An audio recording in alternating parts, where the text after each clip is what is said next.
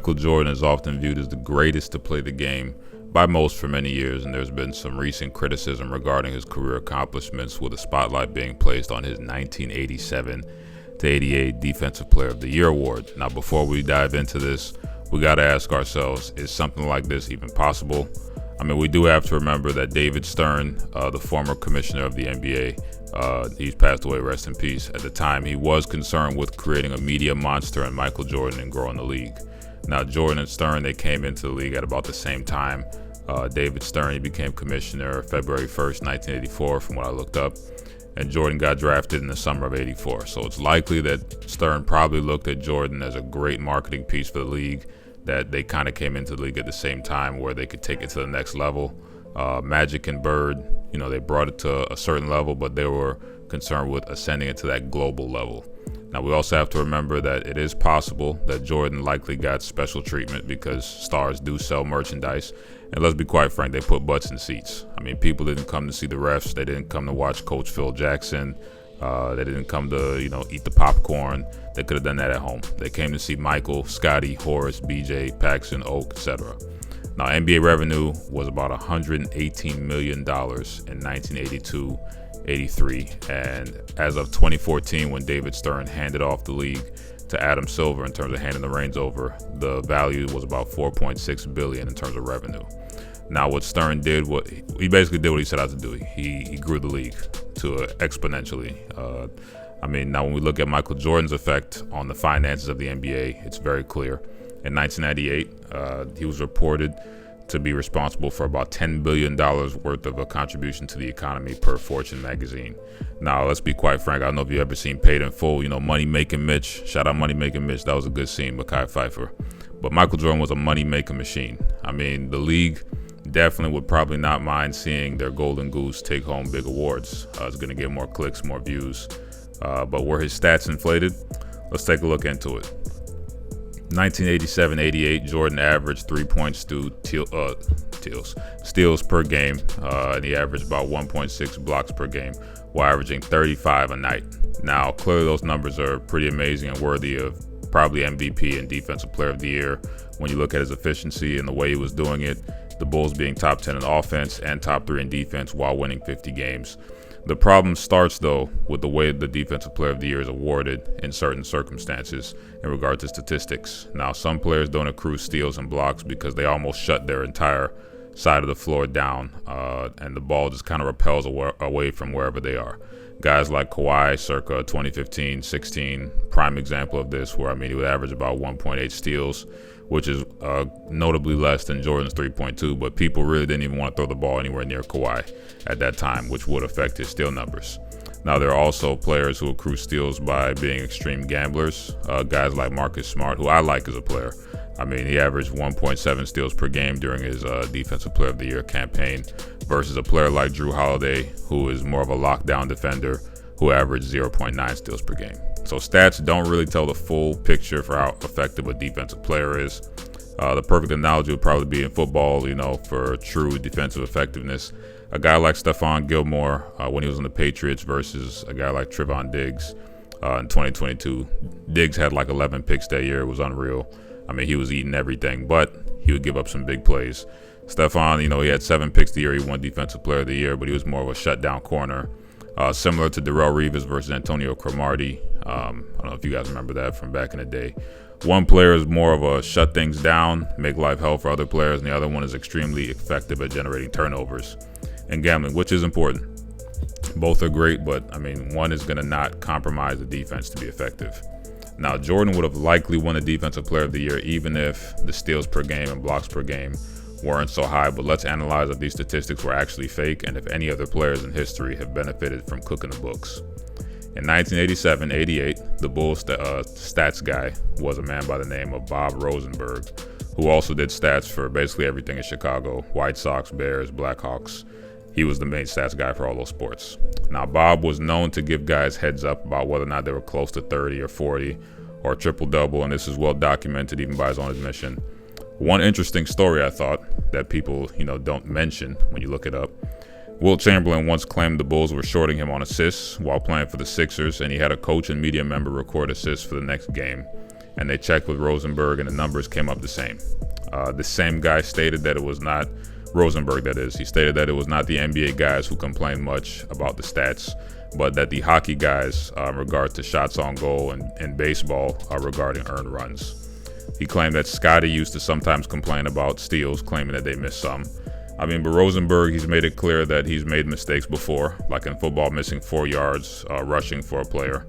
Now, let's get into actually what a definition for a steal is, and we'll look at Michael's numbers versus other people's numbers, which is what people are claiming to be fudged.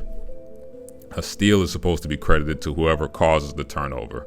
So let's address Scottie Pippen's comments about the ordeal, because I got love for Scottie, but clearly he has some beef with Mike that's between those two, because Scottie was given credit for steals almost more than Mike. Scottie is number 2 in all-time playoff steals with Michael right behind him. So somebody was giving Scottie credit for his play. Michael clearly had a big boost in home production versus away production with steals and blocks. He had 165 steals at home versus 94 away. But what's interesting is if you look at other years, you see that in his rookie year, he had 91 steals at home versus 105 steals on the road. That didn't seem to make the article from that guy at Yahoo Sports. He's writing an article, he's doing his research. I'll leave him alone on that, but it's interesting. Now, many may not know the name, but unless you like to look at history, a guy whose name was Alvin Robertson, great defensive player. That same year that Jordan won the Defensive Player of the Year award, Alvin Robertson had 145 steals at home during 87-88, and he had 98 on the road, which is a difference of 47 from home games to away games. So it's clear that there is a little bit of a home boost. And if you look at his years prior, Alvin Robertson, that is, he did average 3 steals a game that season, 3.2 the year prior, and 3.7 the year before that. So these kind of numbers were not completely undoable, for a guy of Jordan's talent level and ability, because there were guys getting more steals than that per game.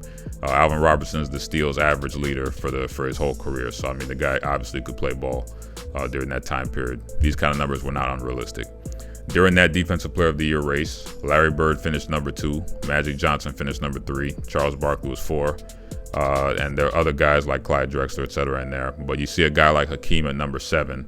So it shows that, it's not all about the true ability of the defensive player, but they're also looking into what they think, media members wise, etc. Now, 2 years later, Michael had a difference of 184% between home and road blocks during the 1989 and 1990 season, which people would consider a huge difference. But he only finished number 5 in Defensive Player of the Year voting.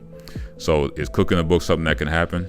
Sure, but let's take a look at other players who may have potentially benefited if they were getting things like an extra rebound or an extra assist to help bolster their legacy. The first player that comes to mind is John Stockton, who was obviously a point maestro. He was clearly given some leeway with obtaining some assists when he would pass to Karl Malone on the block. Karl Malone could put a few moves on guys, and then he would be given the credit for the assist, even though it's usually supposed to be about a 2-dribble max or a 2-step max before you're given credit for the assist. The problem is when you're looking at difference between home and away games and these kind of stats is that some of your favorite players actually benefited from the hometown discount more than others.